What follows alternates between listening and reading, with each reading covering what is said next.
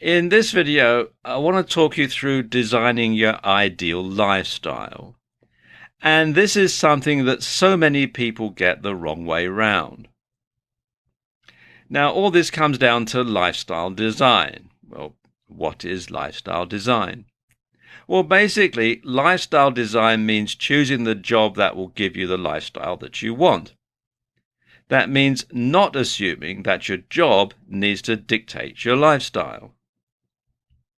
For example, if you want to build muscles and become very strong because weightlifting or bodybuilding is the most important thing in your life, you could get a job on a construction site. You'll get plenty of fresh air and exercise, and the constant lifting will build your muscles. The money tends to be pretty good, and you'll also save a fortune in gym memberships. If your main desire is to travel, you can get a job with an airline.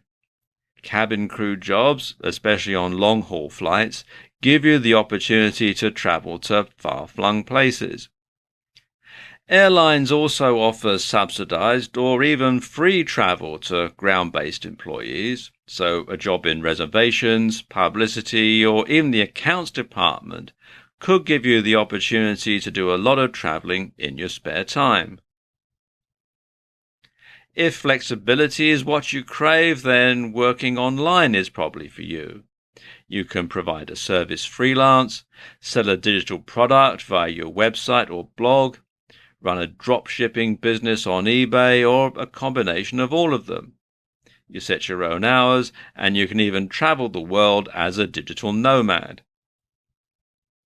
All you need is your laptop, a good Wi-Fi connection, and you're set to go. You can work from anywhere, anytime you please. The thing is, don't be afraid to be different. This may mean doing a manual job that lets you get fresh air and exercise. Or it might mean doing a job like rubbish collection that lets you work better hours. The problem people have with this is it's not what they're used to. Too often we feel like we need to live a certain lifestyle in order to live up to what's expected of us, or to be, in quotes, normal.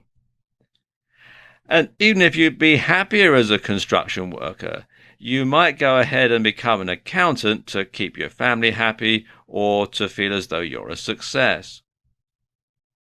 And this is a mistake, and your happiness is what should always come first.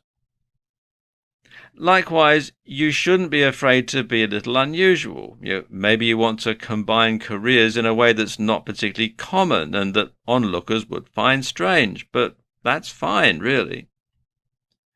Don't be afraid to be the first. The fact that you're happy with the lifestyle that you're leading is really what matters.